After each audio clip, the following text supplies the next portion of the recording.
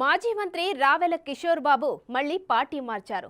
తాజాగా బీఆర్ఎస్ నుంచి బయటకొచ్చి వైసీపీ తీర్థం పుచ్చుకున్నారు.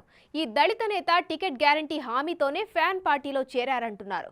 ఇప్పటికే అభ్యర్థుల అంశం వైసీపీకి తలనొప్పిగా తయారైందని అనుకుంటుంటే కొత్తగా వచ్చేవారికి అవకాశం కల్పించడం సమస్యాత్మకంగా మారుతుందేమో అన్న గుబులు వైసీపీ శ్రేణుల్లో కనిపిస్తోంది.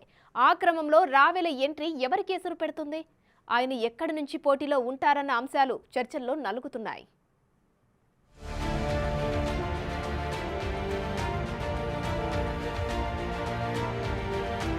ఎన్నికలు సమీపిస్తున్న తరుణంలో వైసీపీలో చోటు చేసుకుంటున్న మార్పులు చేర్పులు కొత్త సమీకరణాలకి దారితీస్తున్నాయి. టికెట్ దక్కని సిట్టింగ్ ఎంపీలు, ఎమ్మెల్యేలు, ఆశావహులు రాజీనామాల బాట పడుతున్నారు.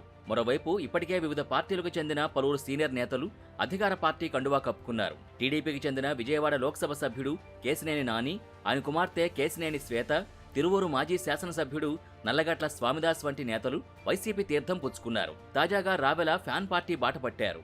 మాజీ మంత్రి రావెల కిషోర్ బాబు సివిల్స్ అధికారిగా ఉంటూ టీడీపీతో పొలిటికల్ ఎంట్రీ ఇచ్చి రాష్ట్ర విభజన తర్వాత జరిగిన ఎన్నికల్లో గుంటూరు జిల్లా పత్తిపాడు నుంచి పోటీ చేసి గెలిచారు. చంద్రబాబు ప్రభుత్వంలో మంత్రిగా పనిచేశారు. అయితే అప్పట్లో ఆయనకు కొడుకు రూపంలో సన్ స్ట్రోక్ గట్టిగానే తగలడం, అప్పటికే పలు ఆరోపణలు వెల్లువెత్తడం, పొలిటీషియన్ గా మారిన అధికార దర్పం మానకపోవడంతో టీడీపీలో ప్రాధాన్యత తగ్గుతూ వచ్చింది.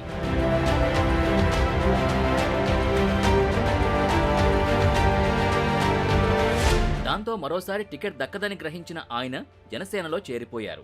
ఆ తర్వాత కాషాయ కండువా కప్పుకున్నారు. అక్కడ ఎలాంటి ప్రాధాన్యత లభించకపోవడంతో గతేడాది హైదరాబాద్ వెళ్లి మరి అప్పటి తెలంగాణ ముఖ్యమంత్రి కేసీఆర్ సమక్షంలో బీఆర్ఎస్లో చేరారు. అయితే అక్కడ కారు పార్టీకి పంచర్ పడ్డంతో ఆ పార్టీలో కూడా యాక్టివ్ పాత్ర పోషించలేకపోయారు. దాంతో ఇక ఆయన రాజకీయ ప్రస్థానం ముగిసినట్టే అన్న అభిప్రాయం వ్యక్తమైంది. అలాంటిది ఇప్పుడు సడన్ గా వైసీపీలో చేరారు. రావెలకి వైసీపీ టికెట్ కూడా ఖరారైందన్న ప్రచారం జోరుగా సాగుతోంది. అయితే అది అసెంబ్లీనా, ఎంపీ టికెట్టా అన్న దానిపై క్లారిటీ రావడం లేదు. రావెలని బాపట్ల ఎంపీ స్థానం నుంచి బరిలోకి దింపాలని వైసీపీ పెద్దలు ఆలోచిస్తున్నారంటున్నారు. అయితే రావెల కిషోర్ బాబు మాత్రం పత్తిపాడు నుంచి పోటీ చేయడానికి ఆసక్తిగా ఉన్నారట. అక్కడైతే పక్కాగా తాను గెలుస్తానంటున్నారట. ఏదేమైనా రావెల రాక పత్తిపాడు వైసీపీలో గందరగోళం రేపుతోంది. ఇప్పుడు ఆయన కలగన్నాడు, అంబేద్కర్ గారు కలగన్నాడు. ఆ కళను సాకారం చేస్తున్నటువంటి ఏకైక ముఖ్యమంత్రి వర్యులు జగన్మోహన్ రెడ్డి గారు అని చెప్పేసి ఈ సందర్భంగా నేను తెలియజేస్తున్నా.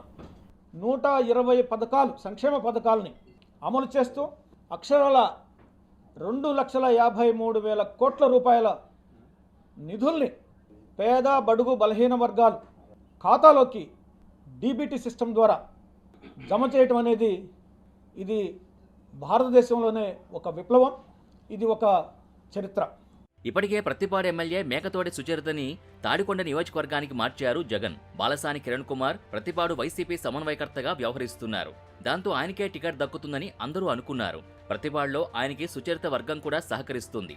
ఇలాంటి పరిస్థితుల్లో రావెల కిషోర్ ఎంటర్ కావడం కిరణ్కి ఇబ్బంది అవుతుందేమో అంటున్నారు. ప్రత్తిపాడులో టీడీపీ అభ్యర్థి రామాంజనేయులకి స్థానికంగా మంచి పట్టుంది. దాంతో వైసీపీ అధిష్టానం కిరణ్ని మార్చి రావెలకు టికెట్ ఇస్తుందా, లేకపోతే రావెలనే వేరే ప్రాంతానికి పంపుతుందో చూడాల్సి ఉంది.